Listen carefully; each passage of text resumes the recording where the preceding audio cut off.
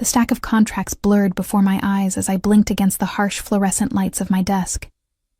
My lower back throbbed with that deep, persistent ache that had become my constant companion over the past 4 months, the kind that reminded me with every shift in my chair that my body was no longer just my own. I pressed my palm against the small of my spine, trying to find relief, while my other hand instinctively moved to the slight curve of my abdomen, hidden beneath the structured navy blazer I'd carefully selected that morning. Castellano Industries' executive floor hummed with its usual Monday morning energy. Phones rang in distant offices. The espresso machine in the break room hissed and gurgled, and somewhere down the hall, I could hear Teresa from accounting laughing at something her assistant had said. 3 years I'd worked here as executive secretary to the CEO, and I'd learned to read the building's rhythms like a musician reading sheet music. Every sound had meaning, every silence held weight. My desk sat in the outer office, a strategic buffer between the chaotic world of corporate demands and Paulo Simuse's inner sanctum. Floor-to-ceiling windows behind me offered a breathtaking view of the city skyline, but I rarely looked anymore. Instead, I focused on the tangible. The smooth mahogany surface of my desk, the precise arrangement of files in chromatic order, the faint scent of the lemon oil the cleaning crew used every evening. These details grounded me, kept me focused when everything else felt like it was spinning out of control. I'd arrived extra early today, as I had every day for the past 16 weeks, timing my entrance for that quiet hour before the building filled with people who might notice the subtle changes in my appearance. The blazer that now strained slightly across my chest. The way I'd started wearing my honey blonde hair down instead of in my usual sleek bun, because the severe style somehow made my face look fuller. The sensible flats instead of the heels I'd always favored, because my ankles had started swelling by mid-afternoon. Paloma, did you finish reviewing the Nakamura merger documents? Teresa's voice pulled me from my thoughts as she paused by my desk, coffee mug in hand.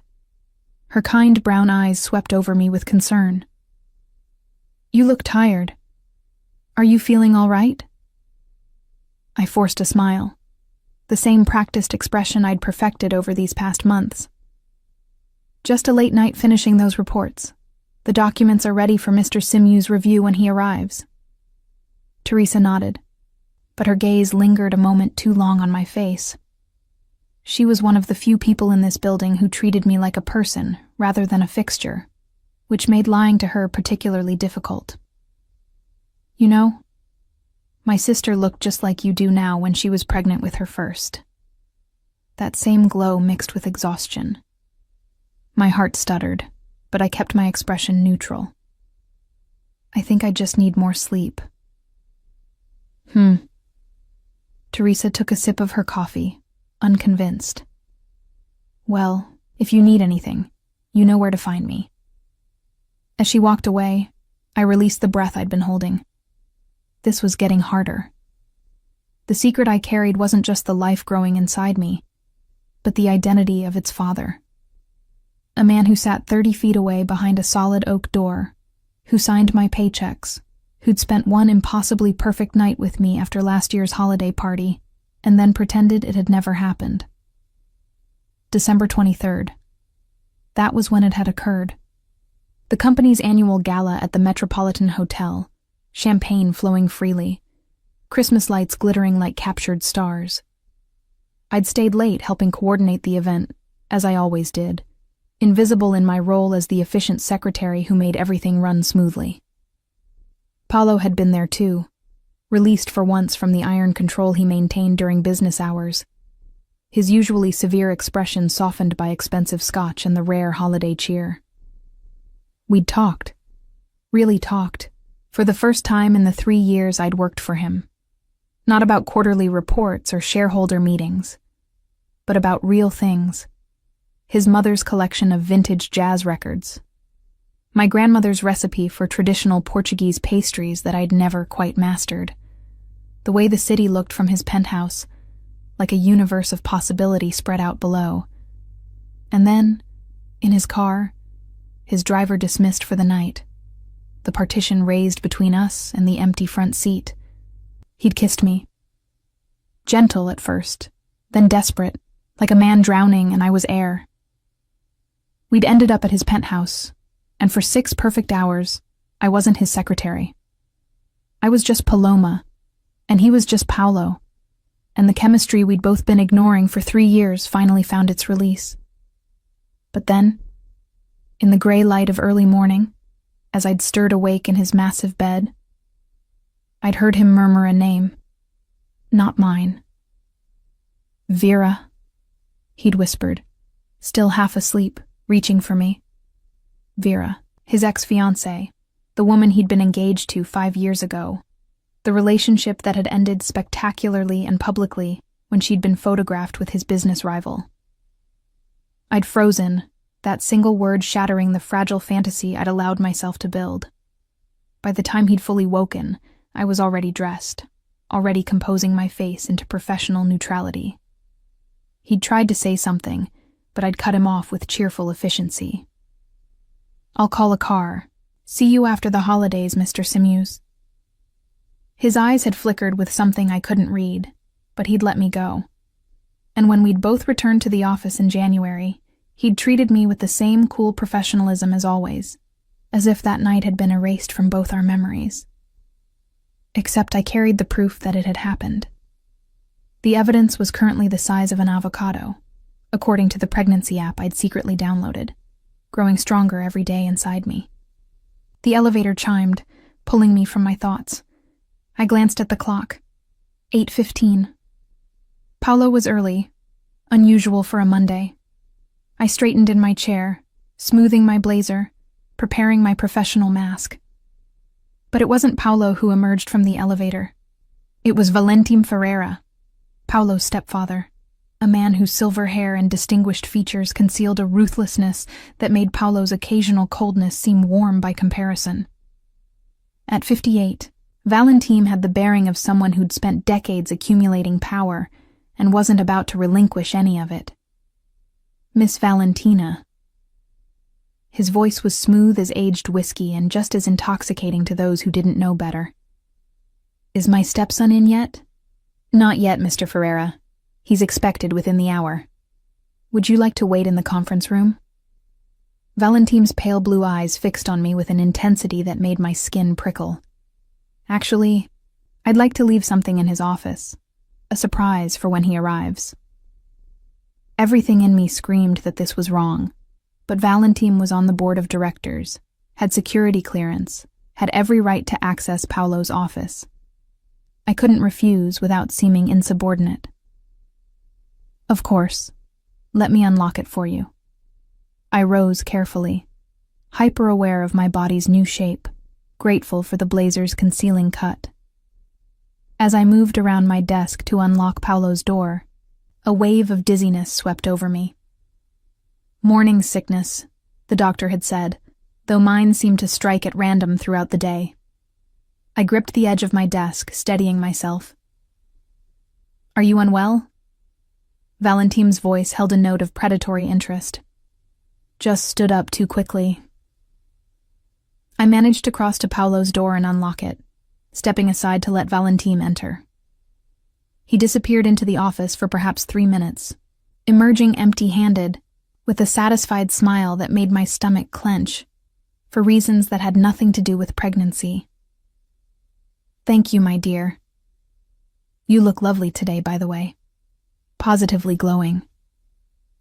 The way he said it made me want to shower. As soon as he was gone, I locked Paulo's door again and returned to my desk, trying to shake off the uneasy feeling that had settled over me like a cold fog. 45 minutes later, Paulo arrived. I knew his footsteps, the confident stride of a man who owned everything he surveyed. At 32, he'd transformed his father's modest import business into a multinational empire, and he carried that success in every line of his 6-foot frame. Dark hair, always precisely styled. Gray eyes that missed nothing. A face that could have been carved from marble for all the emotion it usually showed. "Good morning, Mr. Simeus." I kept my eyes on my computer screen, the safest place to look. If I met his gaze, I feared he'd see everything I was hiding. "Paloma." Just my name, but something in his tone made me glance up. He was studying me with an expression I couldn't quite read, his briefcase in one hand, the other adjusting his already perfect tie. You look different today. My heart hammered. Different how, sir? I'm not sure. He continued to stare, and I felt exposed, as if the blazer had become transparent. Have you changed your hair? No, sir. Same as always. He seemed unconvinced, but didn't press. Hold my calls for the next hour.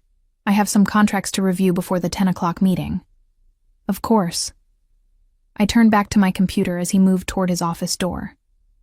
The scream that tore from him 30 seconds later sent ice through my veins. Paloma, get in here! Now! I'd never heard that tone from him before.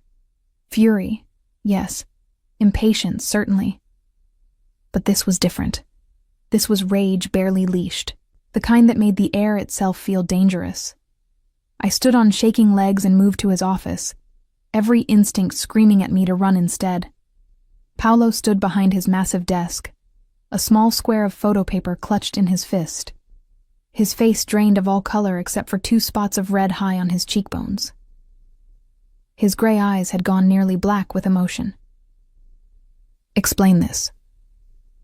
His voice was deadly quiet now, which was somehow worse than the shout. He held up the paper, and my world tilted sideways. The ultrasound. The one I'd hidden in my apartment, tucked away in a drawer where no one would ever find it.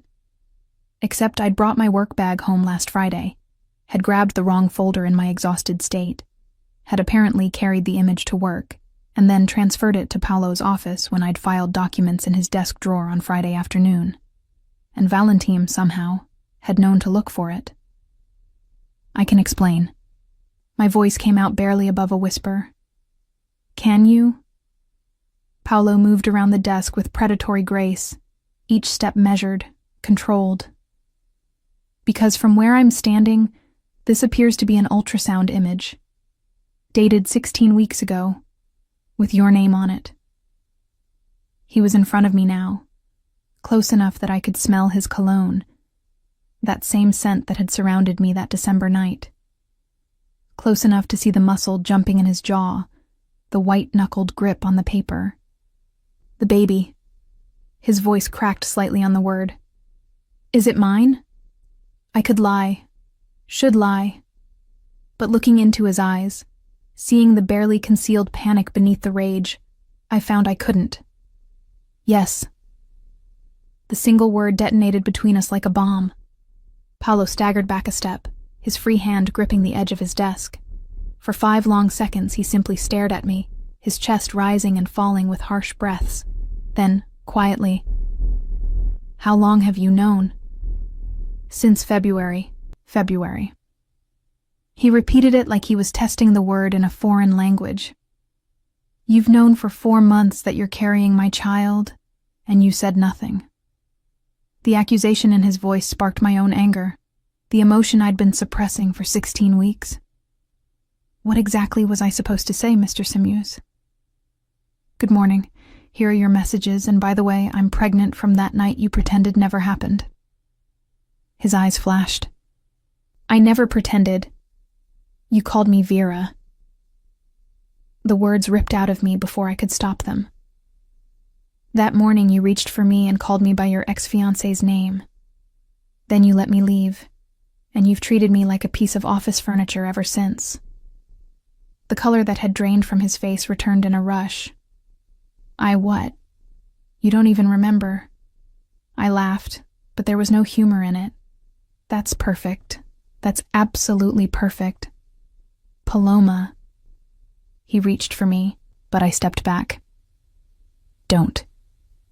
Just don't. I wrapped my arms around myself, suddenly freezing despite the office's climate control. I'm 4 months pregnant with your child, Mr. Simuse. I wasn't trying to trap you or blackmail you or whatever you're thinking.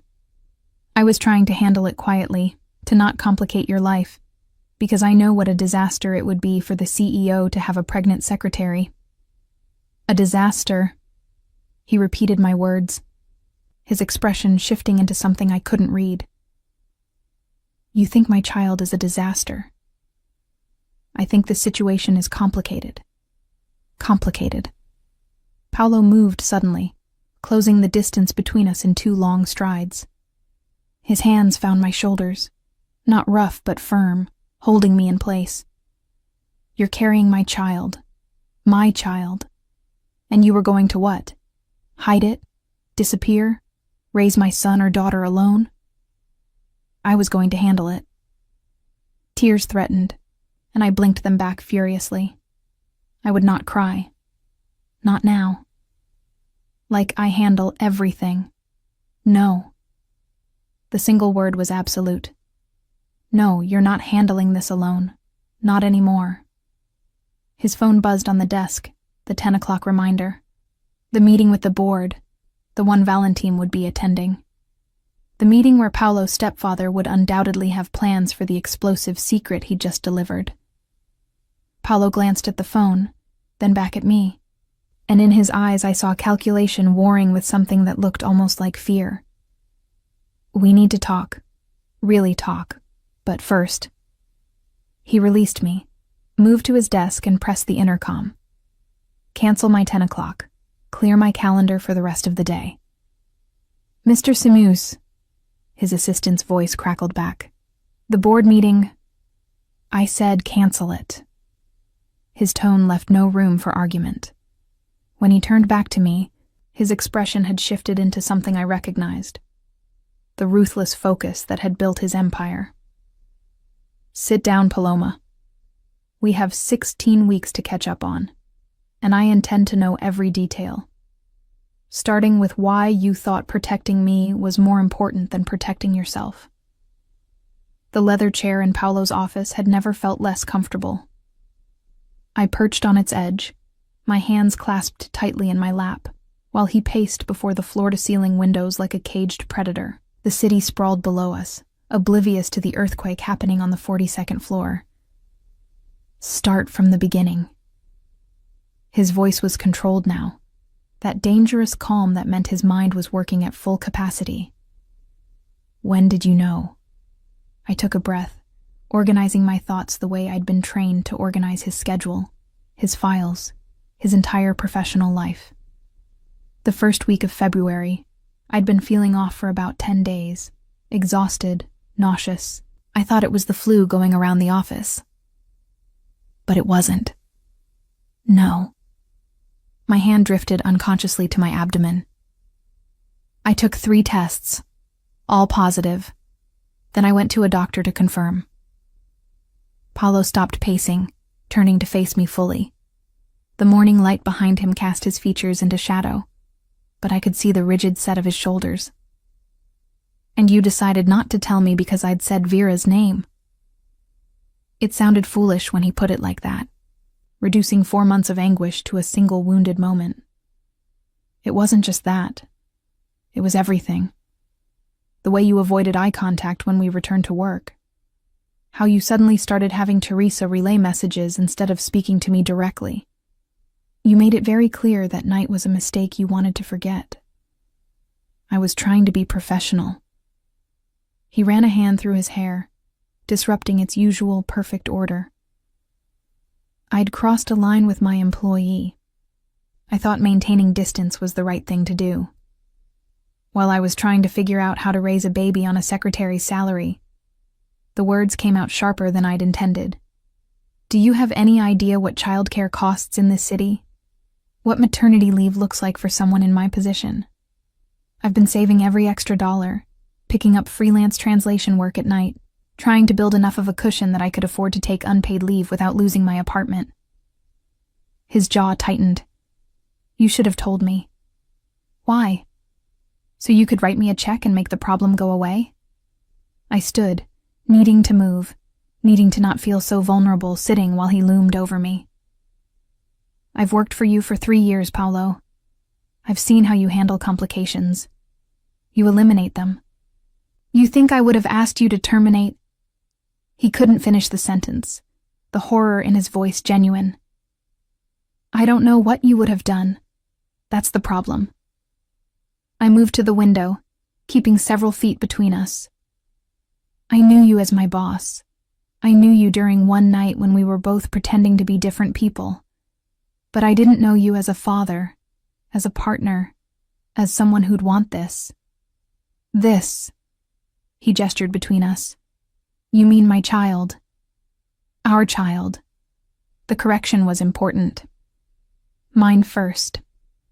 I'm the one carrying her, feeling her move, watching my body change. I'm the one who'll push her into the world and feed her and wake up at 3 in the morning when she cries. You're her father biologically, but I needed to know if you'd want to be anything more than that before I invited you into this. The silence that followed was heavy with everything unsaid. Paolo stared at me like he was seeing a stranger, and perhaps he was. The efficient, agreeable secretary who anticipated his needs and never caused problems had vanished, replaced by a woman who'd made unilateral decisions about his future. Her, he said finally, his voice rough. You said her. We're having a daughter. The vulnerability in the question cracked something in my chest. Yes. The doctor confirmed it at my 16-week appointment. I was going to name her Vittoria. Vittoria. He tested the name, and a strange expression crossed his face. Something soft, wondering. After my grandmother. I hadn't known that. In 3 years of working together, managing his life, I'd never learned his grandmother's name. The realization of how little we truly knew each other, despite our intimacy, settled over me like a weight. His phone buzzed again, more insistent this time. Paolo glanced at it, and his expression hardened. Valentim is texting, wants to know why I canceled the board meeting. He knew. The certainty settled in my bones. He found the ultrasound somehow, put it in your office to create exactly this situation. But how would he... Paolo's eyes widened. Your desk. You filed documents in here Friday afternoon. The ultrasound must have been mixed in with something. I was so tired, I whispered, horror washing over me. I wasn't paying attention. I just grabbed the folder and brought everything from home to organize here. I didn't even realize... This isn't your fault. Paolo's voice was sharp. Valentim has been looking for leverage against me since my father died 2 years ago. He wants control of the company, and he'll use anything to get it. The company. Of course. I'd been thinking about our personal crisis while Paolo's mind had already moved to the corporate implications. What will he do with this information? Depends on what serves his purposes best. Paolo began pacing again, but this time it was strategic, calculating. If he can use it to paint me as reckless, unprofessional, someone who impregnates his employees and tries to hide it, he could move for a vote of no confidence with the board. My stomach turned. I could resign, quietly. We could say the baby isn't yours, that I'm involved with someone else. No. The word cracked like a whip. Absolutely not. I won't have my daughter's existence denied, or my child labeled illegitimate because of corporate politics. Then what do we do? He stopped pacing, turning to face me with an expression I'd seen countless times in negotiations. The moment when he'd identified his strategy and was about to deploy it. You move into my building. The penthouse floor has several apartments. You'll take the one adjacent to mine. What? No. Paolo, I have my own place. That's a 40-minute commute from here, in a neighborhood where I've seen the crime statistics. His tone brooked no argument. You're carrying my daughter. You'll live somewhere safe, with security, with immediate access to medical care if needed. You're trying to control this situation like it's a business deal. I'm trying to protect what's mine. The possessiveness in his voice should have angered me. Instead, it sent an unwelcome flutter through my chest. I'm not yours to protect. Our daughter is. He moved closer, and I found myself backing against the window. And whether you like it or not, that means protecting you too. Valentin finding out about the pregnancy changes everything. He'll be watching you now, looking for vulnerabilities. Living in my building puts you under the same security protocols that protect me. As what? Your secret pregnant secretary hidden away in a convenient apartment? As the mother of my child. His hand rose as if to touch my face, then fell away. I know I have no right to ask for your trust. I called you by another woman's name and let you walk away without fighting for you. But I'm asking now. Move into the apartment. Let me ensure you're safe. Everything else we can figure out as we go. There was logic in his proposal, cold and practical as everything Paolo did, but there was also something else in his eyes. Something that looked almost like desperation. I need to think about it. You have until end of business today. He was already moving back to his desk, pulling out his phone. I'm having security upgraded immediately, and I'm moving up the quarterly board meeting to address the situation before Valentin can weaponize it. Address it how? By acknowledging it publicly on my terms rather than letting him reveal it on his. Paolo's fingers flew across his phone screen. I'll inform the board that my executive secretary and I are expecting a child, that we're handling the situation responsibly, and that it in no way impacts my ability to lead this company. Horror washed over me. Paolo, you can't just announce my pregnancy to the board of directors without my consent. I'm not announcing your pregnancy. I'm announcing my impending fatherhood. His eyes met mine, steel gray and unyielding. You can be present for the meeting or not. That's your choice. But I won't allow Valentin to control this narrative. This isn't just about narrative control. This is my life, my body, my privacy, which Valentin has already violated by going through my office. Paolo set his phone down with deliberate care. I understand you want autonomy, but the moment that ultrasound appeared on my desk, we lost the luxury of handling this privately. Now we control the message, or Valentin does. Those are the only options. I wanted to argue, to tell him he was being high-handed and presumptuous. But 3 years of working in corporate law had taught me he was right. In the world of business warfare, the first person to define the story usually won. Fine, I'll attend the board meeting, but I'm speaking too. Surprise flickered across his face. You don't have to. Yes, I do. I straightened, channeling every ounce of professional composure I'd cultivated. If we're doing this publicly, then I'm not hiding. I'm not ashamed of this baby, and I won't be treated like some scandal you're managing. For the first time since finding the ultrasound, Paolo smiled. It was small, barely there, but genuine.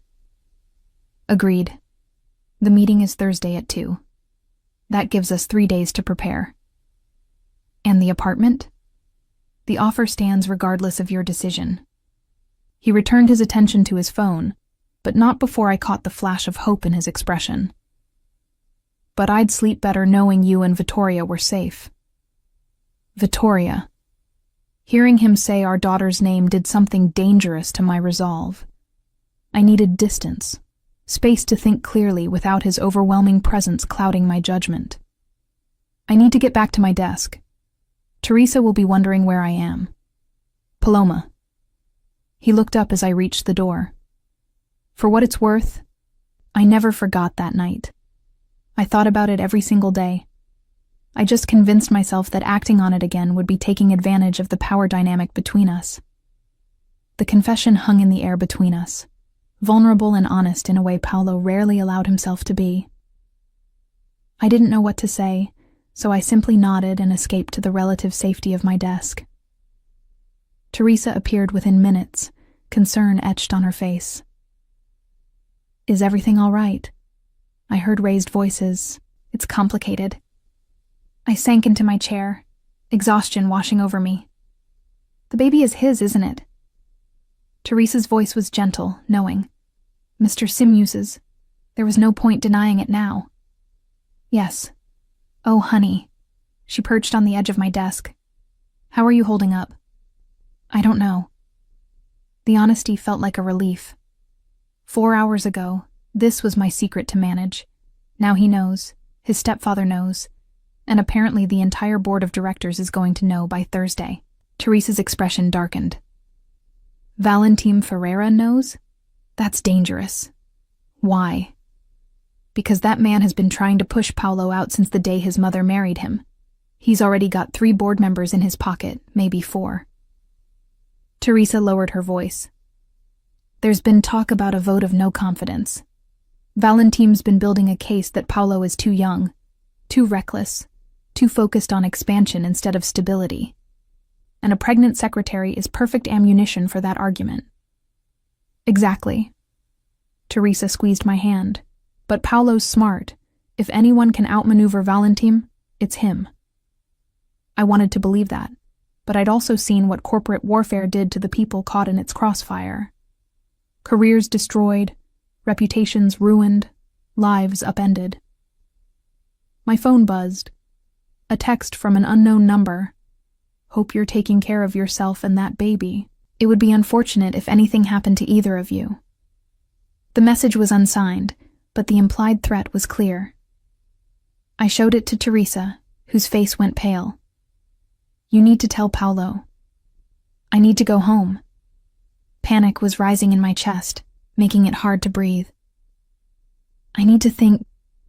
You need to stay where there's security. Teresa was already moving toward Paulo's door. I'm getting him. No, Teresa, don't.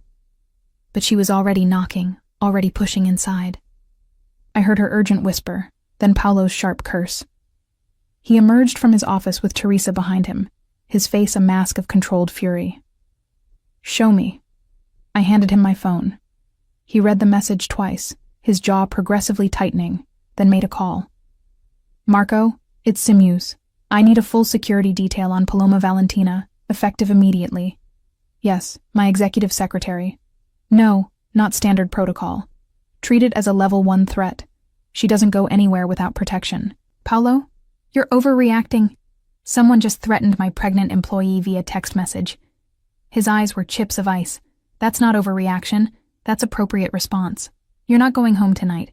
You're coming to my penthouse where I know you'll be safe. I haven't agreed to move into your building. I'm not asking you to move in. I'm insisting you stay tonight while we assess the threat level. He was already texting someone else. Tomorrow we'll discuss long-term arrangements. But tonight you're under my protection whether you like it or not. You can't just order me around like I'm one of your employees. You are one of my employees, and more importantly, you're carrying my child. He stepped closer, his voice dropping. I already failed to protect you once by letting you leave that morning without fighting for you. I won't make that mistake again. Valentim wants to use you to get to me, which means you're in danger. Accept my help or I'll have security carry you to the car. Your choice. The autocratic certainty in his voice should have infuriated me. Instead, looking at the genuine fear beneath his controlled exterior, I found myself nodding. One night. Tomorrow we talk about this properly. Agreed. Relief flickered across his face. I'll have Marco prepare the guest suite. And Paloma? He waited until I met his eyes. I know you don't trust me yet, but I promise you anyone who threatens you or our daughter will regret it. The cold promise in his voice sent a shiver down my spine. This was the Paulo Simeus the business world feared, the ruthless CEO who destroyed competitors and consolidated power. And for the first time, that ruthlessness was aimed at protecting me. I wasn't sure if that made me safer or put me in even more danger. Paulo's penthouse occupied the entire top floor of the building, a sprawling space of glass, steel, and minimalist luxury that felt more like a museum than a home. Marco, his head of security, had escorted me up the private elevator with professional courtesy that couldn't quite mask his curiosity about why the boss's secretary was receiving level 1 protection protocols. The guest suite is fully stocked, Marco informed me as we stepped into the marble foyer. Mr. Simeus asked that you make yourself comfortable. He'll be up shortly after he finishes securing the office. Thank you. I stood awkwardly with my purse, having nothing else since I hadn't gone home to pack. The realization that I'd sleep in borrowed clothes, in a strange place, under guard because of a threatening text message, felt surreal. Marco's phone buzzed. He glanced at it, then back at me with an expression that looked almost sympathetic. The boss says to tell you the closet in the guest room has appropriate clothing. His assistant had items delivered while we were in transit. Of course, Paolo had thought of everything. The man who planned corporate acquisitions months in advance wasn't going to leave my wardrobe to chance. Is there anything else you need, Miss Valentina? Privacy would be nice. The words came out sharper than intended, exhaustion and stress fraying my usual politeness. Marco nodded without offense. I'll be stationed outside the penthouse entrance.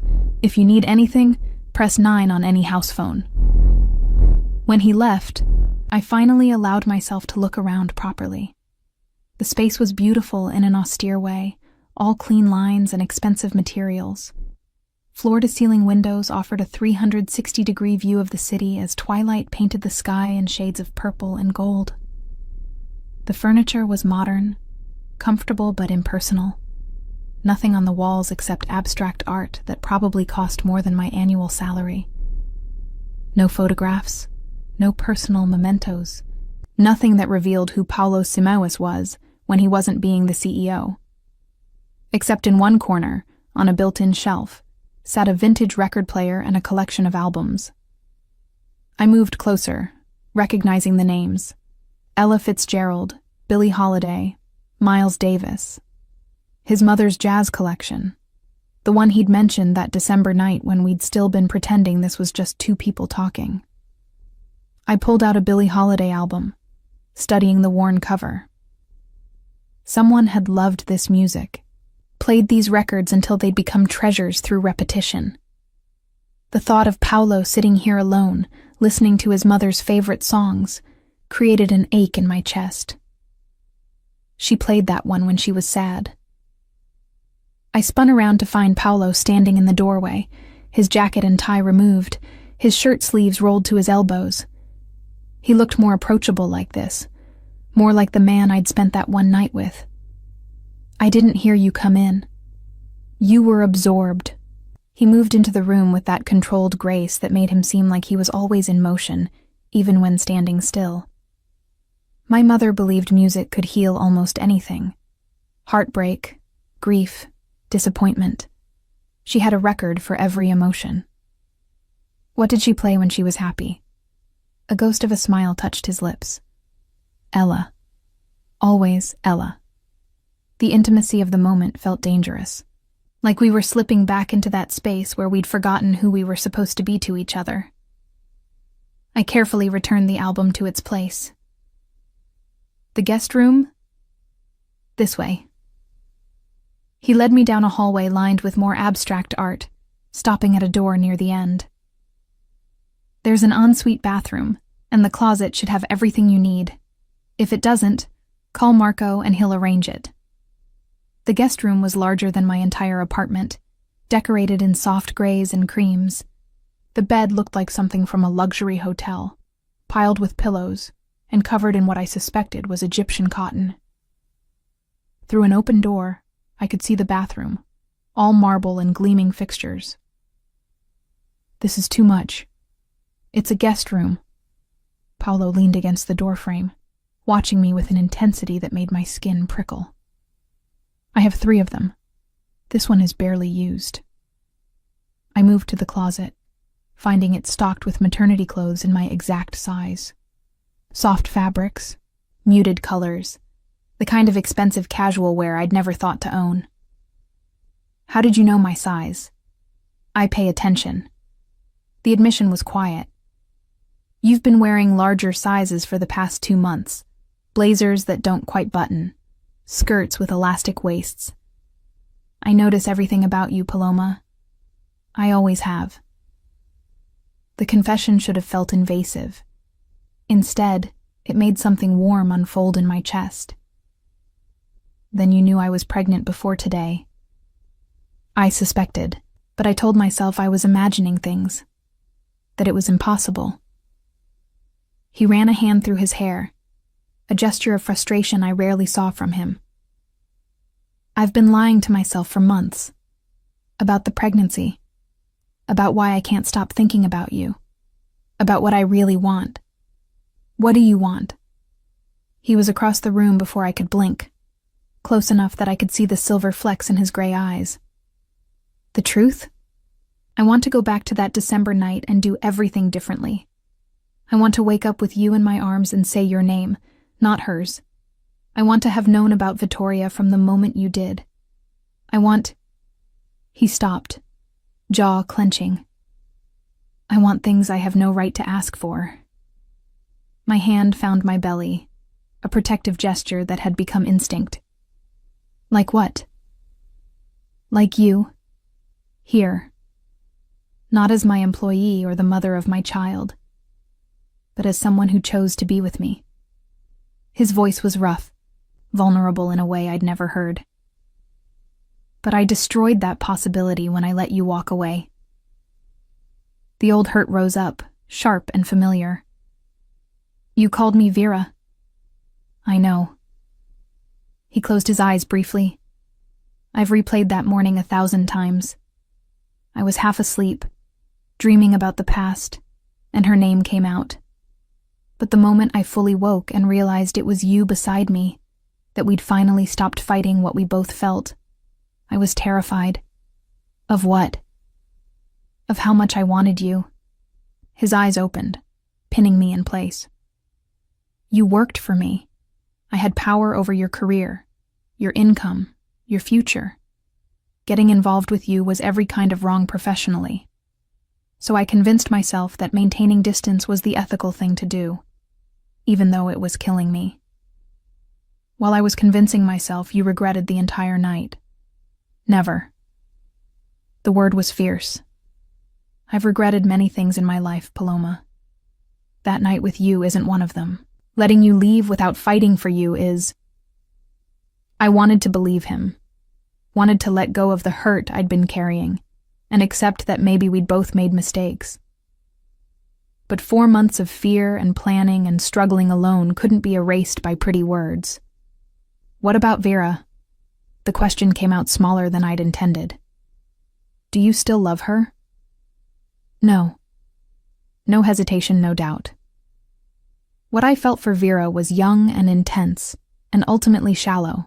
She wanted the power and prestige of being Mrs. Paolo Simu. I wanted someone who made me feel less alone. We were using each other, and when she cheated with my competitor, it hurt my pride more than my heart. And me? What do you want from me? He reached up slowly, giving me time to pull away, and cupped my face in his hands. His palms were warm, slightly rough, and the tenderness in the gesture made my breath catch. Everything. I want everything with you, but I'll settle for whatever you're willing to give. His thumb brushed my cheekbone, and I realized I was crying. When had that started? I'm so tired of being afraid. Then let me help carry it. He leaned his forehead against mine, and we stood like that, breathing the same air. Move into the apartment next door, not as my prisoner or my kept woman, but as my partner in raising our daughter. Let me support you financially, so you're not picking up translation work at midnight when you should be sleeping. Let me be there for doctor's appointments and midnight cravings, and all the things I've already missed. What about work? I can't keep being your secretary if everyone knows we're together. Then don't be my secretary. He pulled back enough to meet my eyes. I need a chief of staff, someone to manage the executive team and coordinate major projects. The salary is triple what you make now, the work is challenging, and you'd report to the board, not me. It eliminates the power dynamic issue. You're offering me a promotion? I'm offering you the job you've been doing unofficially for the past year. A hint of a smile touched his lips. You think I don't know you've been managing my entire executive team? That you're the one who actually runs this company while I handle the high-level strategy? Teresa told me months ago that I should promote you. But I was afraid if I changed our professional dynamic, I'd lose the one excuse I had to see you every day. The admission was so unexpected, so vulnerable, that I didn't know how to respond. The Paolo I thought I knew didn't admit fear or dependence. But this man, standing in a guest room with his guard finally down, was someone different, someone real. I need time. The words felt inadequate. To think, to process everything that's happened today. Take all the time you need. He stepped back, and I immediately missed his warmth. But the threat against you is real. Valentin doesn't make idle statements. Until we know what he's planning, please stay here where security can protect you. Just tonight. We'll talk about it tomorrow. He moved toward the door, then paused. There's food in the kitchen if you're hungry. Help yourself to anything. And Paloma? He looked back, something uncertain in his expression. Thank you for telling me the truth. I know it wasn't easy. After he left, I sank onto the edge of the bed, my mind spinning. In the span of 12 hours, my entire life had been upended. The secret I'd guarded so carefully was exposed. The man I'd convinced myself didn't care had just offered me everything I'd been afraid to want. And somewhere in the city, Paolo's stepfather was planning his next move. I pulled out my phone, staring at the threatening text message. Hope you're taking care of yourself and that baby. The false concern made my skin crawl. Whoever sent this wanted me afraid, wanted me vulnerable. But I'd been afraid for 4 months, and it had gotten me nowhere. Maybe it was time to stop hiding. I texted Paolo, I'll take the apartment, and the job. But we do this my way, on my terms. Partners, not owner and possession. His response came within seconds. Partners, I swear it. Thank you for trusting me. I wasn't sure I did trust him, not completely. But I trusted that he wanted to protect our daughter. And for now, that would have to be enough. The sound of music drifted down the hallway, soft and melancholy. Billie Holiday, singing about love and loss and longing. I followed it to find Paolo in the living room, standing by the windows with a glass of whiskey, the record player spinning its vintage magic. Couldn't sleep? I asked from the doorway. He turned, surprise flickering across his face. I thought you'd be resting. Too much on my mind. I moved into the room, drawn by the music and the vulnerable line of his shoulders. What was your mother like? The question seemed to catch him off guard. He took a sip of his drink before answering. Strong. She had to be, married to my father. He was brilliant in business but difficult in life. She balanced him, kept him human. You miss her. Every day. He set down his glass and moved to the record player, carefully lifting the needle. She died when I was 25. Cancer. I'd just started working at the company, learning the business from my father. 6 months after her funeral, he married Valentin's mother, a woman he'd been seeing in secret for years. The bitterness in his voice was unmistakable. He cheated on your mother? For the last 5 years of their marriage. Paolo's hands clenched into fists. My mother knew. She never said anything. But I'd see her playing these records, crying when she thought I wasn't watching. When she got sick, she made me promise to take care of the company, to not let my father's mistakes destroy what she'd helped him build. And then he married Valentin's mother. Within the year. She died 2 years later, and suddenly, Valentin was my stepbrother, with a seat on the board and ambitions to take over everything my mother had protected. He turned to face me. That's why I can't let him win. Not just because it's my company, but because it would betray her memory. I understood then why Paolo had built such high walls around himself. He'd watched his mother suffer in silence, had seen weakness exploited and loyalty betrayed. No wonder he struggled to let anyone close. She'd be proud of you, I said softly. Not just for protecting the company, but for wanting to be there for your daughter. Something in his expression cracked. I don't know how to do this. Be a father.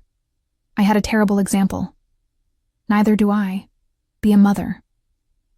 I moved closer, drawn by his vulnerability. but we'll figure it out together. For Vittoria. For Vittoria, he repeated.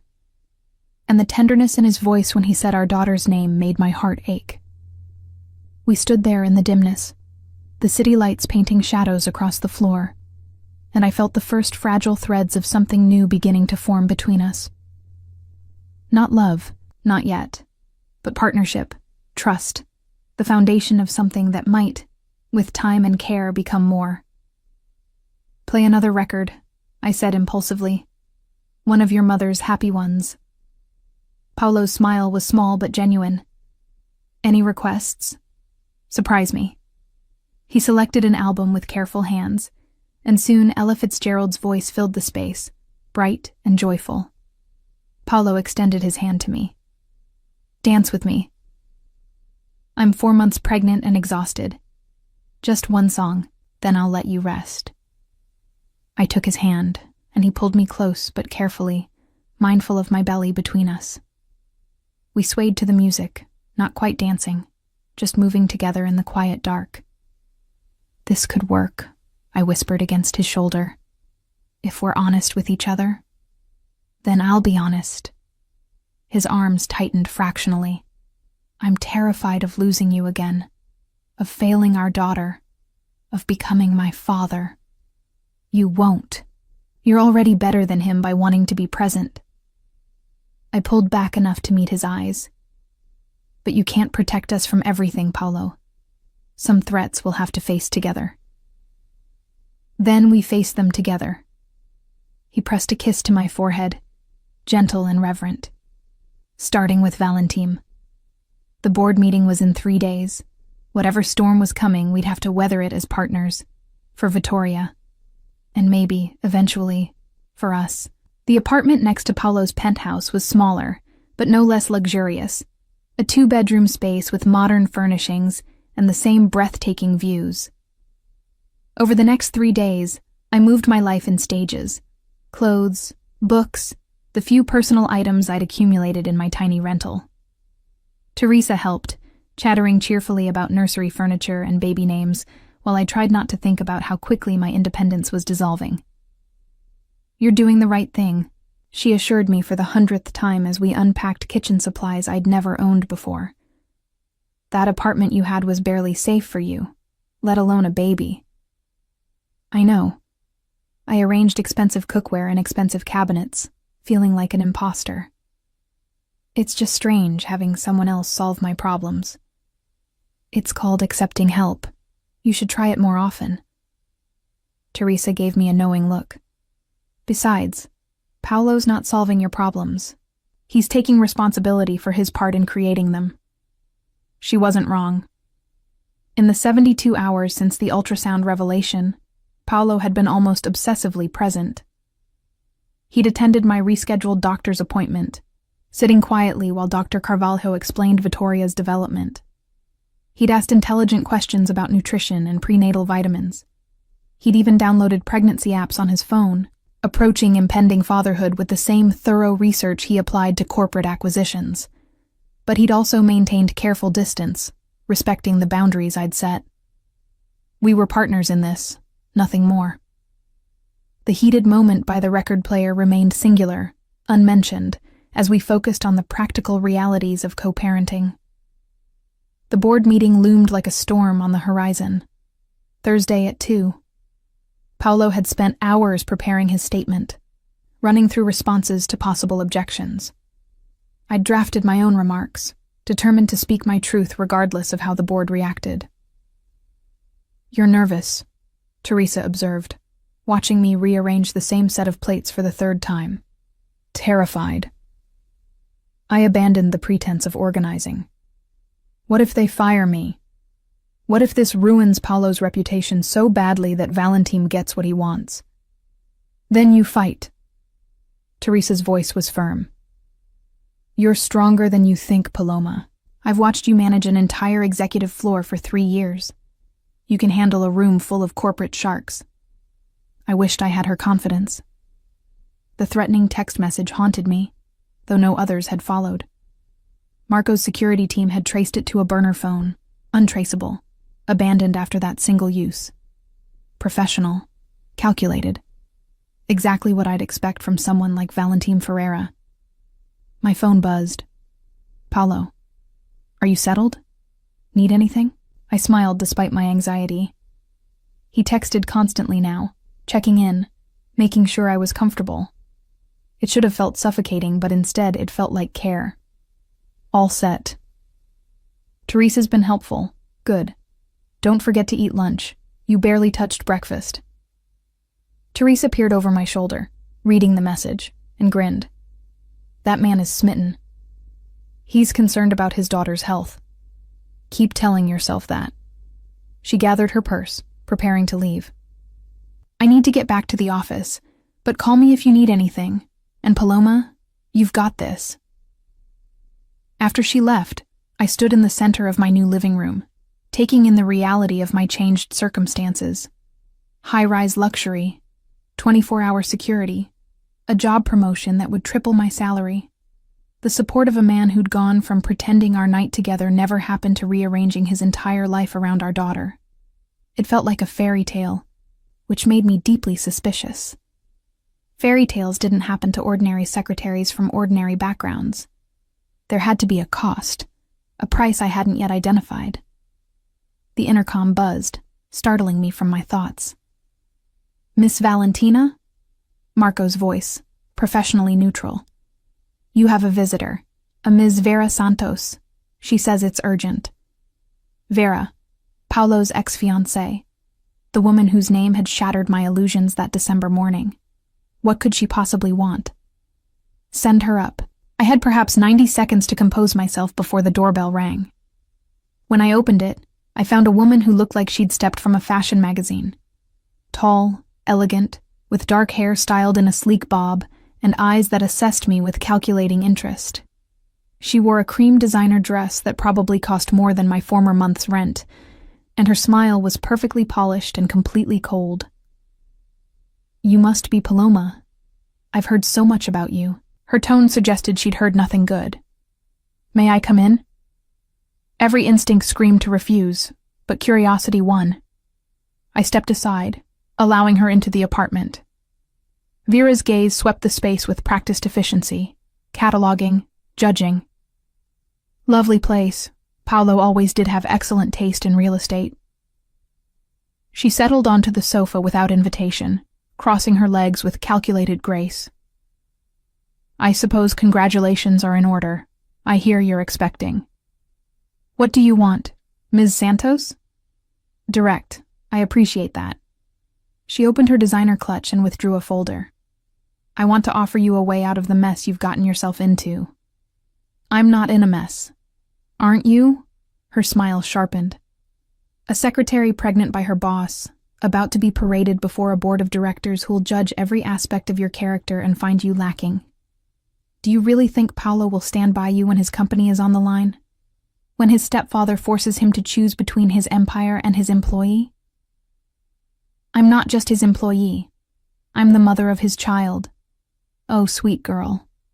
Vera's laugh was like breaking glass. You think that matters? You think Paulo Simaos, who spent 5 years building himself into the most ruthless CEO in the industry, is going to sacrifice everything for a child he didn't plan and a woman he barely knows?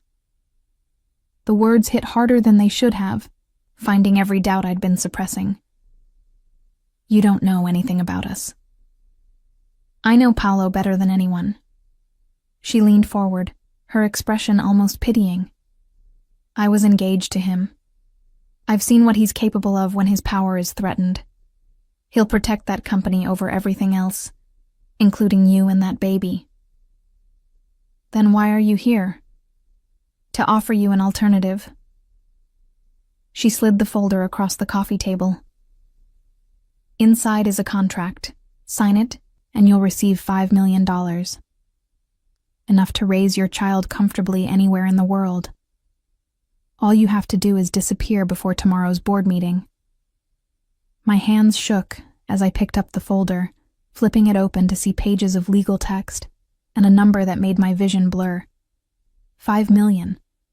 More money than I'd earn in several lifetimes. Financial security for Vittoria and me. Who's paying for this? You. Does it matter? Vera's expression remained neutral. You get what you need. Paulo keeps his company. Everyone wins. Except Vittoria loses her father. She'll never know the difference if you leave now. Vera stood, smoothing her dress. Think about it, Paloma. What can Paulo really offer you? A life in his shadow? Always wondering if he's with you because he wants to be, or because he feels obligated? Your daughter growing up watching her parents pretend to be something they're not? Each word was a precision strike, targeting insecurities I'd been trying to ignore. Get out. I'll leave the contract. You have until tomorrow at noon to decide. Vera moved toward the door, then paused. For what it's worth, I think you're brave to try this. But Paulo destroys everything he touches eventually. It's what makes him successful. Don't let yourself and your child be collateral damage. After she left, I sat staring at the contract, Vera's words echoing in my mind. $5 million. Freedom from corporate politics and board meetings, and the constant fear of being found lacking. The chance to raise Vittoria away from the dangerous world Paulo inhabited, but also raising her without her father, never knowing if what Paulo and I were building could become real. Walking away from the partnership we'd just begun to forge. My phone buzzed. Paulo. Valentim just called. He's bringing Vera to tomorrow's meeting as his guest. He's planning something. We need to talk, of course. Vera wasn't here on her own initiative. This was Valentim's move, his attempt to divide and conquer, get me to run, eliminate the pregnancy scandal, and remove Paulo's motivation to fight for control of the company. I took a photo of the contract and sent it to Paulo with one word: received. His response was immediate. Don't sign anything. I'm coming over. He appeared at my door 5 minutes later, still in his work clothes, his hair disheveled like he'd been running his hands through it. Let me see it. I handed him the folder. He read through it methodically, his expression growing progressively darker. When he finished, he set it on the counter with controlled precision. $5 million. That's Valentim's valuation of making us disappear. His voice was deadly calm. Did you consider it? The honest answer would hurt him, but we'd promised truth. Yes, for about 30 seconds, something flickered in his eyes. What changed your mind? Vittoria deserves to know her father, and I deserve to make my own choices, not have them bought. I moved closer, needing him to understand. I'm not saying this will be easy, or that I'm ready to trust you completely, but I won't let Valentim make me run out of fear. Paulo's hand found my face, tilting it up so I had to meet his gaze. He's going to destroy us tomorrow. You know that, right? He'll use Vera to paint me as a serial seducer of employees. He'll question your morality, your fitness to work in a professional environment. It's going to be brutal. Then we face it together. I covered his hand with mine. Partners, remember? Partners. He leaned his forehead against mine. I don't deserve you. No, you don't, but you're stuck with me anyway. I tried for levity, but my voice cracked. Paulo, I'm terrified. Me too. The admission was soft.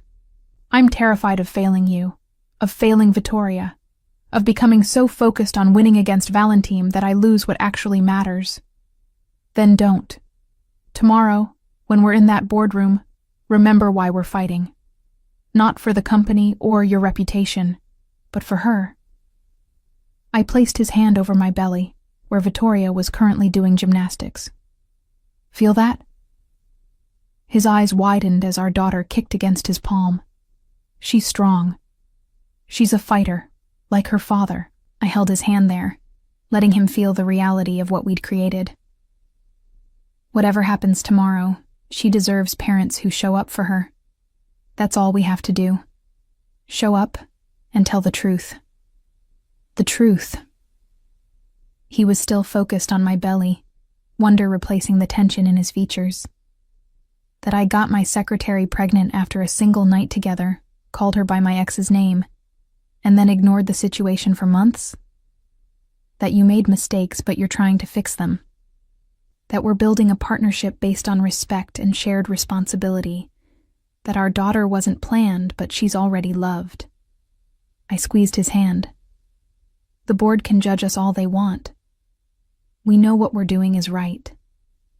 Paulo looked up then, and the intensity in his gaze stole my breath.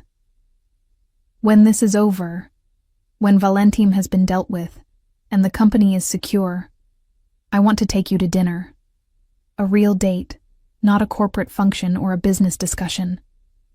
Just you and me, learning who we are outside of all this.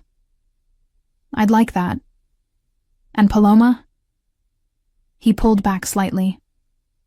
No matter what happens tomorrow, no matter what Valentim or Vera or anyone else says, you and Vittoria are my priority. The company is important, but you're irreplaceable. I wanted to believe him, needed to believe him. Prove it tomorrow. I will. He pressed a kiss to my forehead, gentle and full of promise. Get some rest. Tomorrow we go to war. After he left, I sat for a long time with my hand on my belly, feeling Vittoria move beneath my palm. Tomorrow would change everything. Either Paolo would prove that his commitment to us was real, or Valentim would tear apart everything we were trying to build. But tonight, in the quiet dark, I let myself believe in the possibility of more, of partnership becoming something deeper, of a family formed not through perfection, but through choosing each other despite the complications. I pulled out my phone and took a photo of Vera's contract. Then I wrote across it in bold letters, "Not for sale." I sent it to Paolo with the message, "See you tomorrow, partner." His response came immediately. "Thank you for choosing us. Us." The words settled around my heart like a promise. Tomorrow would test if that promise could survive the fire. But tonight, I chose to hope. The boardroom of Siemens Industries occupied the entire 45th floor, a space designed to intimidate with its floor-to-ceiling windows, massive oval table, and leather chairs that probably cost more than most people's cars. I'd been in this room countless times as Paolo's secretary, taking notes, managing presentations, remaining invisible while powerful people made decisions that affected thousands of lives. Today, I walked in as something else entirely. The subject of discussion, the scandal to be addressed, the pregnant woman who disrupted the careful corporate order. Teresa had helped me dress that morning, selecting a dove gray maternity dress that was professional but didn't hide my condition. "Own it," she'd advised. "Walk in there like you belong, because you do." Now, standing in the doorway with Paolo's hand at the small of my back, I fought the urge to flee. The board members were already assembled, 12 faces that ranged from curious to openly hostile. Valentim sat at the far end of the table, his expression one of predatory satisfaction. And beside him, perfectly coiffed and smugly confident, sat Vera Santos. "Gentlemen, Ms. Carvalho." Paolo's voice was steady as he guided me to 2 chairs positioned deliberately at the head of the table. "Thank you for accommodating this emergency session. I know your time is valuable. We're all quite curious about why we were summoned with such urgency." This from Henrik Duarte, the company's CFO and one of Valentim's known allies. His eyes flickered to me, assessment clear. "Though I believe we can all guess. Then let's not waste time with speculation." Paolo remained standing, his hand still warm on my shoulder. "I've asked you here to address a personal matter that has corporate implications. Paloma Valentina, my executive secretary for the past 3 years, is 4 months pregnant with my child." The silence that followed was absolute. Several board members exchanged glances. Ms. Carvalho, the only woman on the board, and the company's general counsel, leaned forward with sharp interest. Valentim's smile widened. "I see." Henrik steepled his fingers. "And you felt this warranted an emergency board meeting because—" Because I won't have rumors and speculation damage this company or Ms. Valentina's reputation. Paolo's voice was steel wrapped in silk. The situation is straightforward. We had a relationship that resulted in pregnancy. We're handling it responsibly and professionally. Responsibly? Valentine's voice dripped with false concern. You've gotten your secretary pregnant, Paolo. That's a clear abuse of power, a violation of company ethics policies, grounds for nothing. Paolo cut him off. Paloma and I were both consenting adults. Our relationship, brief as it was, occurred outside of work hours and had no impact on her professional performance or advancement. In fact, I'm announcing today that she's being promoted to Chief of Staff, reporting directly to the board rather than to me, eliminating any conflict of interest. This caused a stir. Ms. Carvalho made a note on her tablet, her expression thoughtful. Henrik looked skeptical. Valentine's smile faded slightly. How convenient. Vera spoke for the first time, her voice honey-sweet and poisonous. The secretary gets pregnant and suddenly she's promoted to a position that pays triple her current salary. That doesn't look like ethics compliance, Paolo. It looks like hush money. Ms. Santos. Paolo's voice dropped several degrees. You're here as Valentine's guest, not as a member of this board. Your opinion on personnel decisions is neither requested nor relevant. But my experience with your pattern of behavior is... Vera stood, moving around the table with practiced grace. Shall I tell them, Paolo? About how you pursued me when I worked in your marketing department 5 years ago? How you showered me with gifts and promotions before proposing? How you created exactly this same situation? My stomach clenched. Paolo had said Vera worked for a different company when they met, not for him. But the way his jaw tightened suggested there was truth in her accusation. Vera was never my employee, Paolo said carefully. She was a consultant for an external agency we contracted. Our relationship began after her contract with us ended. A technicality you're conveniently repeating. Vera's smile was sharp. The pattern is clear, gentlemen. Paolo Simus targets women in subordinate positions, seduces them, and when it becomes inconvenient, he discards them. I was lucky enough to escape with just a broken heart. Ms. Valentina is carrying the evidence of his latest conquest. The room erupted in murmured conversation. Henrik looked triumphant. Ms. Carvalho's expression was unreadable. I felt my face burning, rage and humiliation warring in my chest. That's a lie. The words came out stronger than I expected. Every head turned toward me. I don't know what happened between you and Paolo 5 years ago, Ms. Santos, but I know what happened between us. I know he's not perfect, that we both made mistakes. But I'm not some helpless victim of seduction, and I won't let you paint me as one. Then what are you? Valentine leaned forward, his voice gentle and deadly. A secretary who slept with her boss and got pregnant. That's the generous interpretation. The less generous one is that you deliberately entrapped a wealthy CEO. I did no such thing. I stood, my hands gripping the back of my chair. I'm a woman who spent one night with a man I cared about. We both thought it was a mistake afterward. We both tried to move on professionally. When I discovered I was pregnant, I made the choice to continue the pregnancy without telling him because I didn't want to complicate his life or feel obligated to be with me. How noble. Valentine's sarcasm was thick. And yet here you are, moved into his building, promoted to a position you're unqualified for, presenting yourself as his partner. That doesn't sound like someone who wanted to avoid complication. The complication found her anyway. Paolo's hand found my shoulder again, grounding. When I discovered Paloma was pregnant, I insisted on taking responsibility. The promotion is based on merit. She's been functionally performing the chief of staff role for over a year. I'm simply formalizing what should have been acknowledged long ago. And the living arrangement?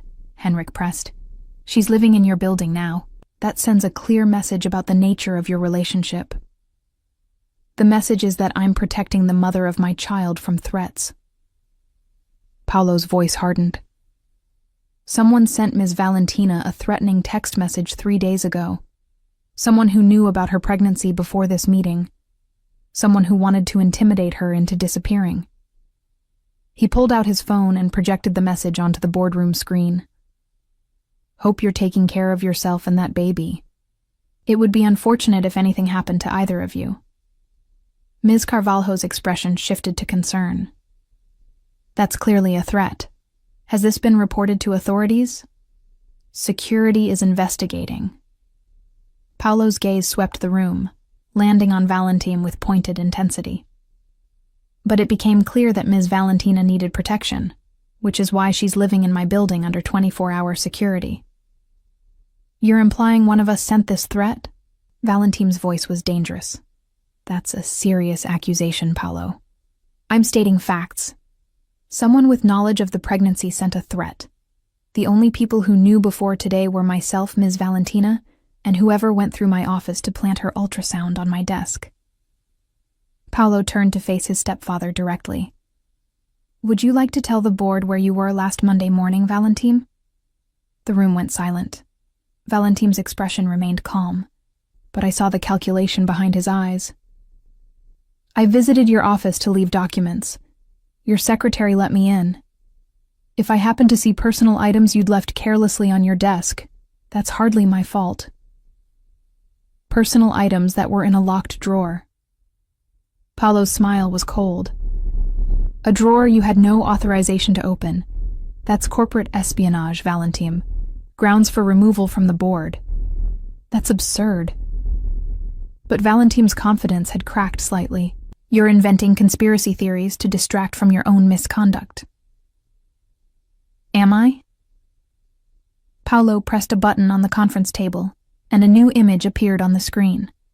Security footage showing Valentine entering Paolo's office, moving directly to the desk, picking the lock on the drawer, and removing a folder. This is from our upgraded security system, installed last year after we had that issue with industrial espionage. Every action in executive offices is now recorded and time-stamped. The footage was damning. Valentine's face had gone ashen. Henrik looked between his ally and the screen, clearly reassessing his position. You were looking for leverage against me, Paolo continued, his voice deadly calm. You found Paloma's ultrasound and decided to weaponize it. You encouraged Vera to offer her money to disappear. You sent the threatening text to frighten her into taking that offer. All so you could paint me as reckless and unprofessional, create a vote of no confidence, and seize control of the company my mother built. Your mother's company?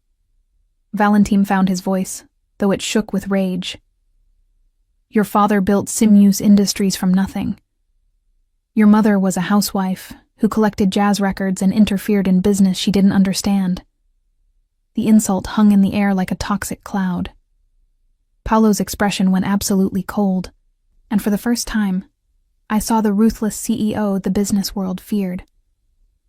My mother was the soul of this company. She kept my father human when success would have turned him into a monster.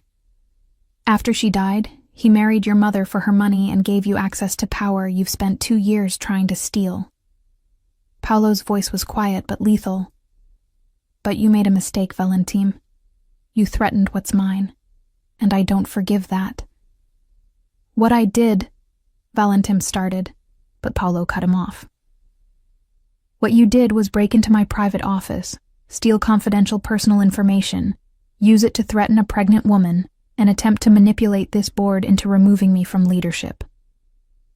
Ms. Carvalho, please confirm that those actions constitute grounds for immediate removal from the board and potential criminal charges. The General Counsel nodded slowly. Corporate espionage, harassment, and conspiracy to commit fraud. Yes, those are all grounds for removal and criminal prosecution. Then I move for an immediate vote to remove Valentine Ferreira from the board and all company positions, effective immediately. Paolo's eyes never left his stepfather. All in favor? The vote was swift and unanimous. Even Henrik, seeing which way the wind was blowing, raised his hand.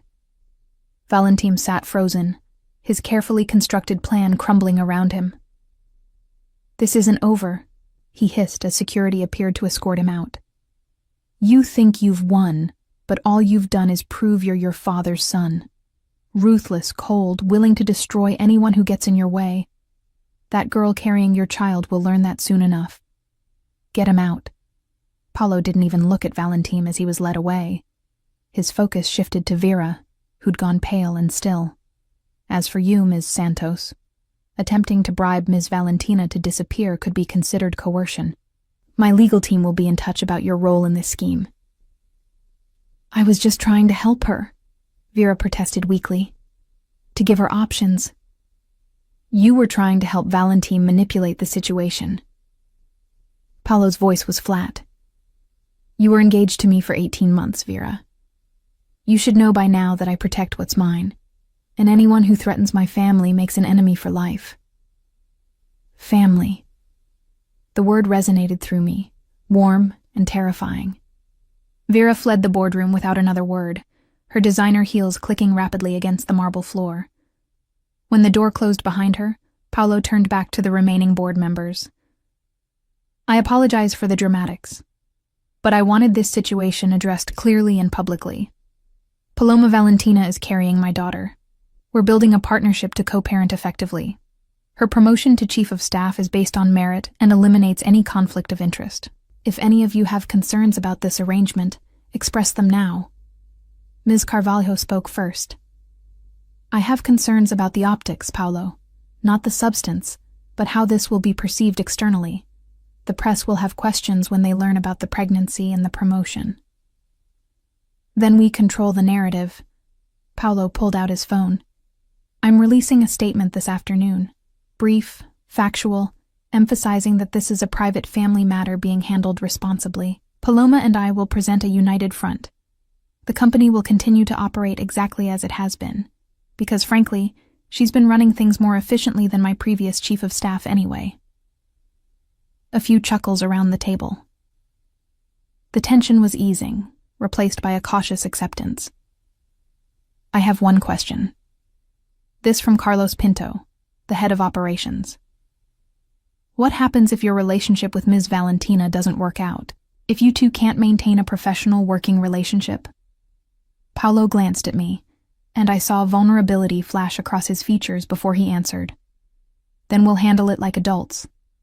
But I have faith that we're capable of building something lasting.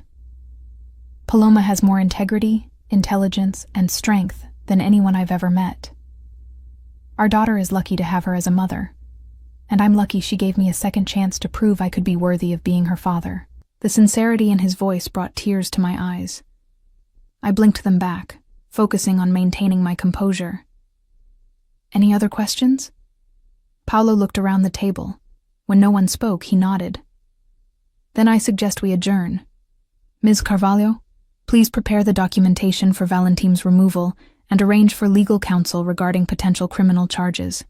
Henrik, I'll need a full audit of any projects Valentin had access to. The rest of you, business as usual." As the board members filed out, several stopped to offer quiet congratulations or support. Ms. Carvalho paused beside me. "Congratulations on your pregnancy, Ms. Valentina, and on the promotion. You've earned it." She smiled. "Though I suspect the next few months will be challenging, balancing a new position and preparing for motherhood." "I'm used to challenging," I replied, meaning it. When we were finally alone, Paolo turned to me. "Are you all right?" "I think so." I sank into the nearest chair, adrenaline fading and leaving exhaustion in its wake. "That was brutal. I know. I'm sorry you had to endure Vera's accusations." "Were they true? About pursuing her when she worked for you?" Paolo sat beside me, his expression troubled. "She worked for an agency we contracted. We met at a project meeting.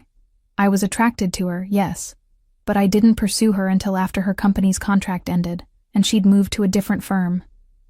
The relationship was consensual and appropriate, but she's chosen to reframe it now to serve Valentin's agenda. And the gifts? The promotions? I gave her gifts when we were engaged. Yes. As for promotions, she was talented at her job. Any advancement she received was earned. He reached for my hand. But I understand why you're asking. Trust has to be rebuilt between us. Yes, it does. I didn't pull away from his touch. But what you did today, standing up for me, for Vittoria, that meant something. I meant every word. His thumb traced circles on my palm. You and our daughter are my priority. The company is important, but you're irreplaceable. I wanted to believe him.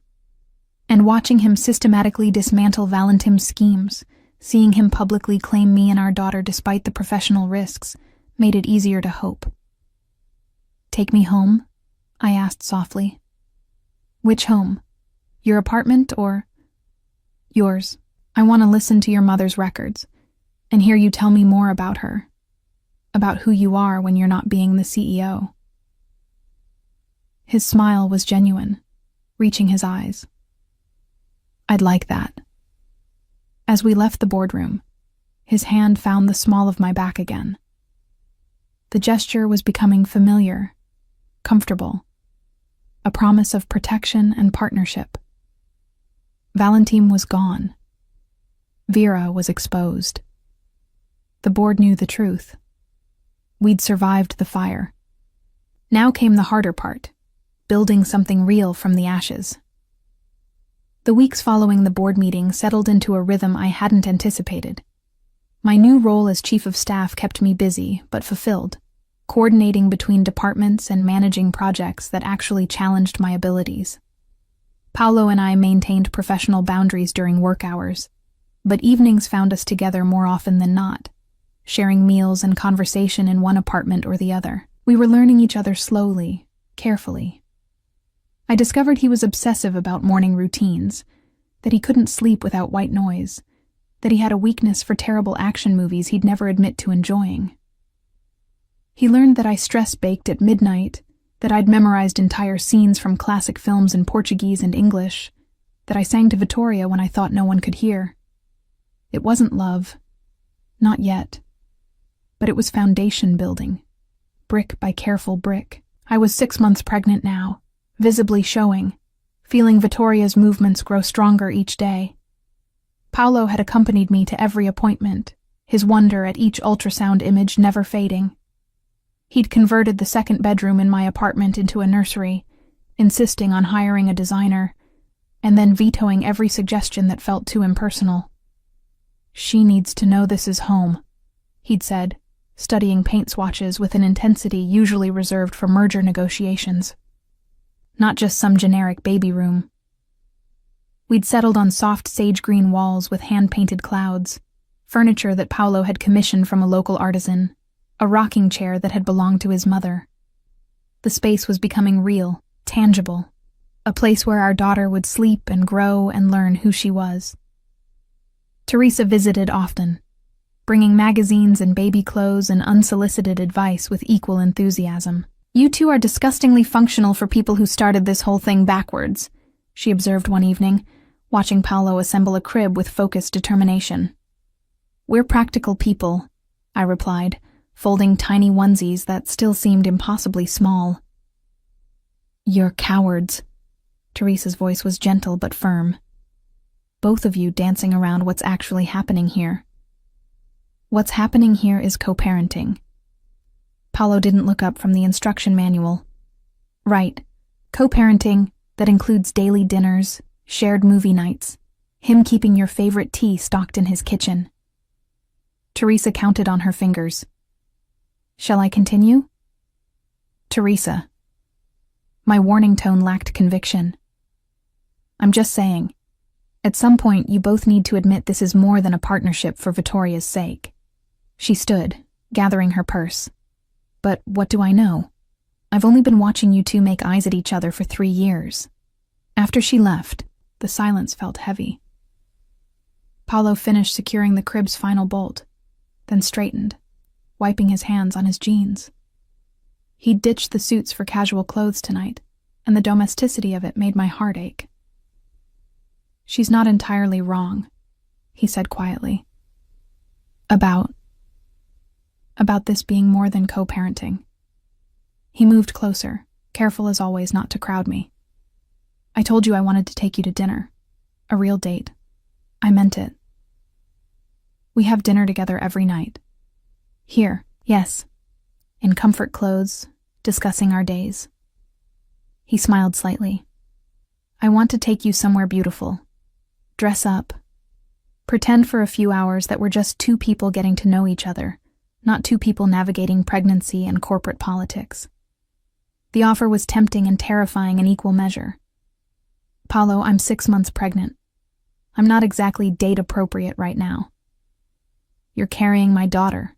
That makes you perfect." His hand rose to cup my face. "Say yes. Paloma, let me court you properly this time." "Court me?"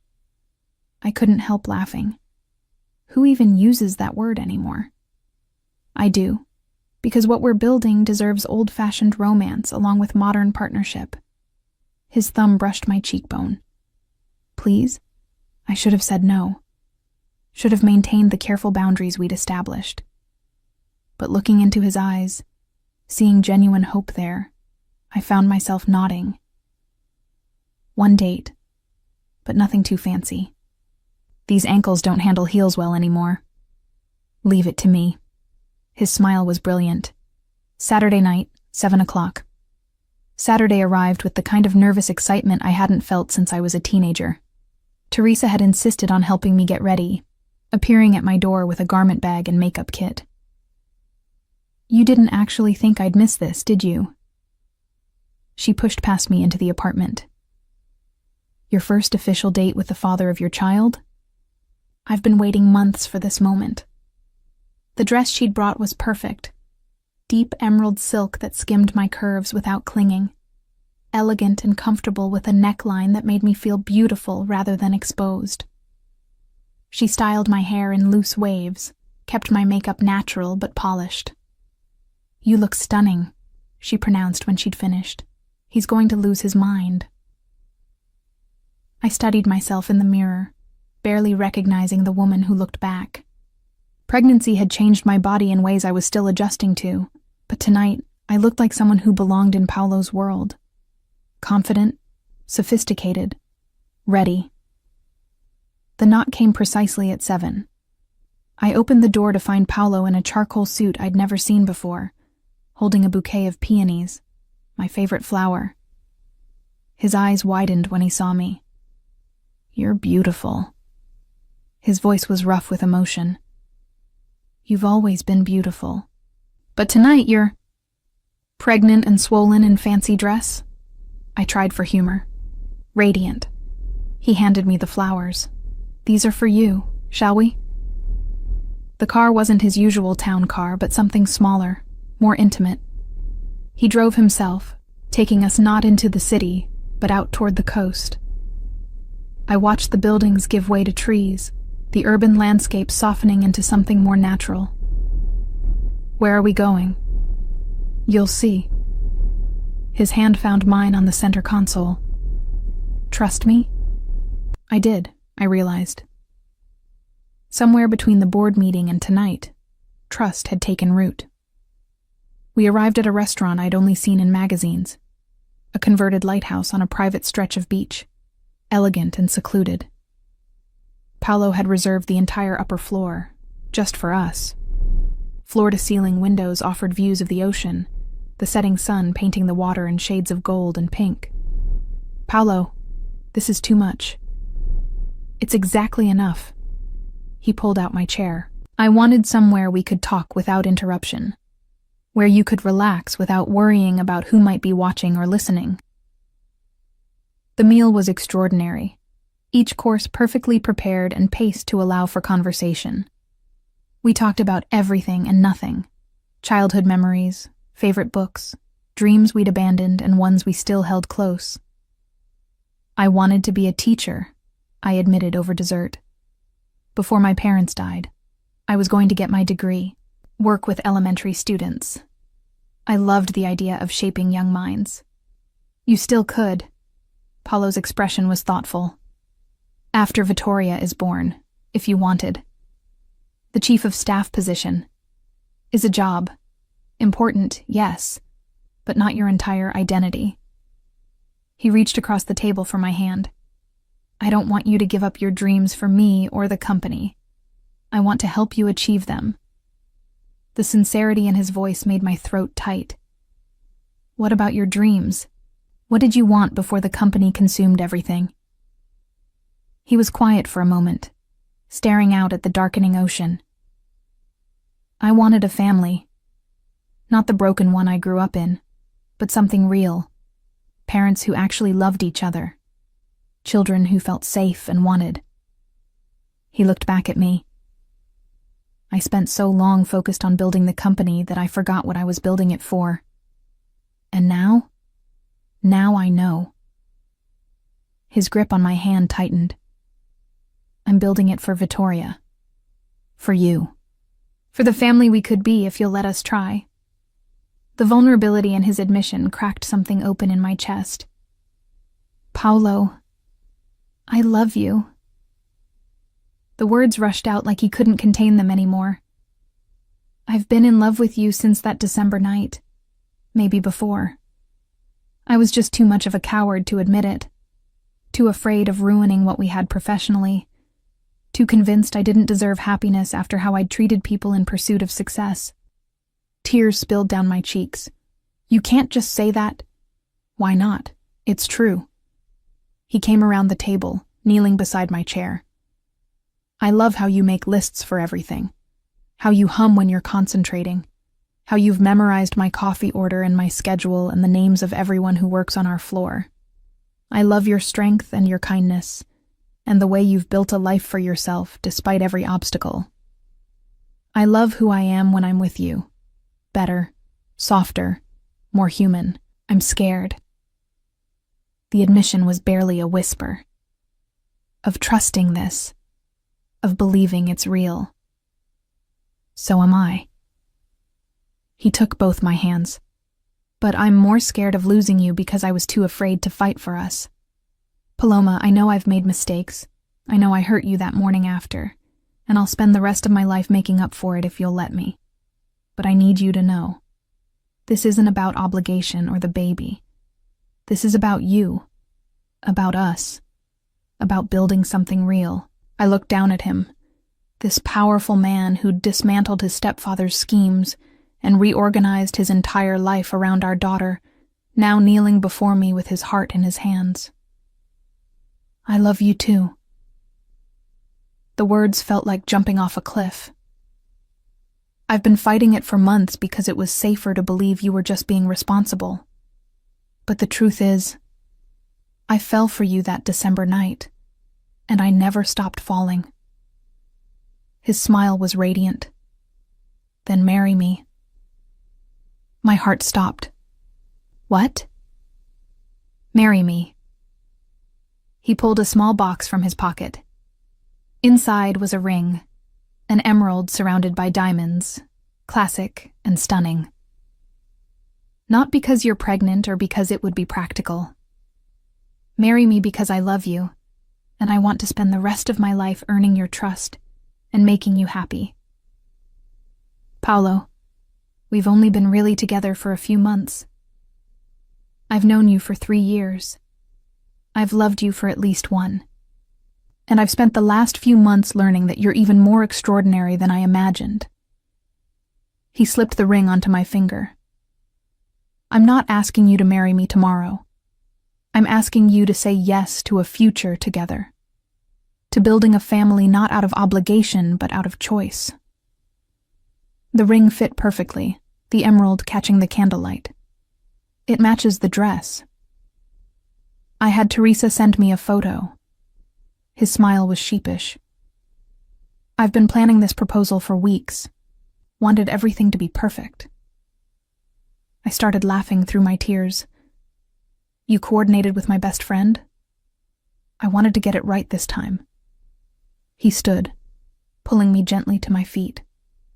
So, Will you marry me, Paloma Valentina? Will you let me be your partner in everything, not just parenting? I should have taken time to think, should have been practical and cautious.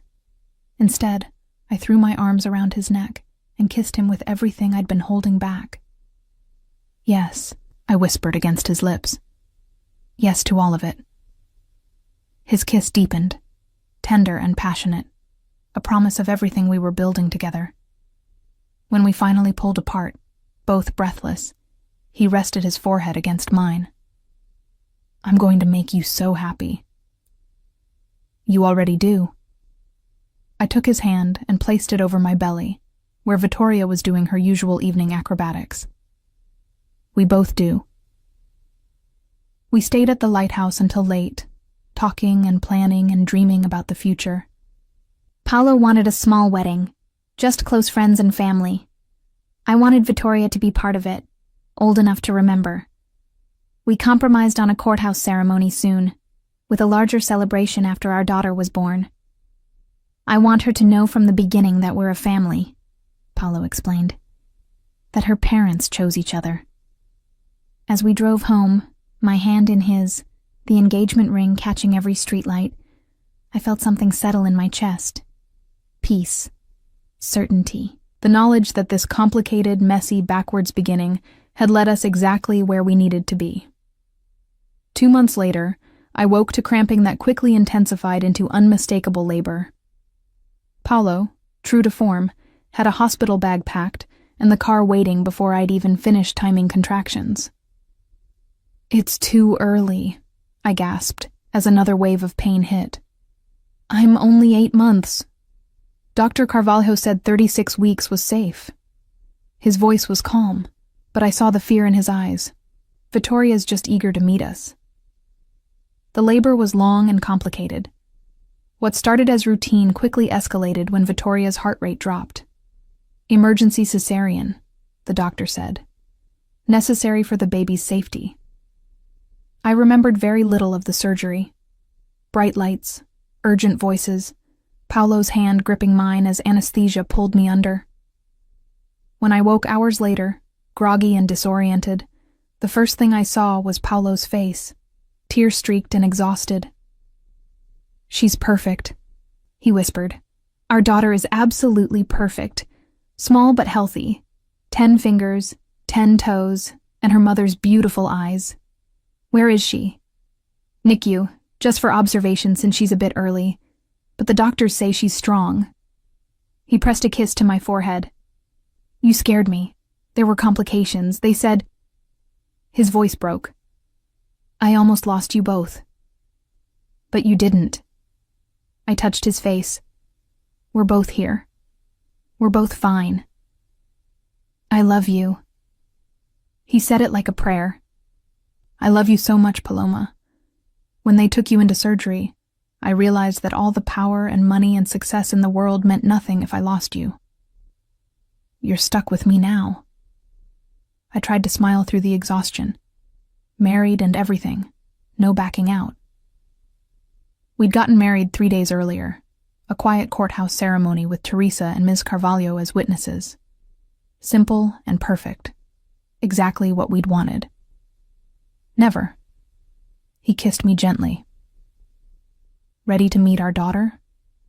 They brought her to me in a clear bassinet, tiny and perfect and impossibly beautiful. Vittoria Paolo Simues, all 5 pounds of her, with dark hair and her father's serious expression. When I held her for the first time, something fundamental shifted in the universe. This was what mattered. This tiny person, this family we'd created against all odds. Paolo sat beside us, his arm around my shoulders, staring at our daughter with unconcealed wonder. She's so small. She's perfect. I touched her impossibly tiny fingers. Absolutely perfect. 3 months later, we stood in the Sinews Industries building lobby, Paolo addressing a crowd of employees gathered for the dedication of a new on-site childcare center. Vittoria slept in my arms, oblivious to the significance of the moment. This facility represents a commitment, Paolo was saying, his voice carrying across the space. a commitment to supporting working parents, to acknowledging that family and career shouldn't be competing priorities, but complementary ones. He paused, his eyes finding mine in the crowd. I learned that from the woman standing beside me. She taught me that strength isn't just about building empires, but about being present for the people we love. That success isn't measured in quarterly profits, but in the moments we create together. Then, to my shock, he stepped away from the podium and knelt before me, in front of hundreds of employees. Paloma, you've already said yes to marrying me, but today, I want to ask something else. His voice was thick with emotion. Will you let me spend the rest of my life proving that choosing us was the right decision? Will you be my partner in all things, raising our daughter and any future children? Building not just a company but a legacy of love? Tears streamed down my face as I knelt beside him. Vittoria still cradled safely between us. You already are proving it. Every single day. He kissed me then, gentle and full of promise, while our daughter slept on and employees applauded and cameras flashed. It wasn't perfect. We still had disagreements and challenges and moments of doubt.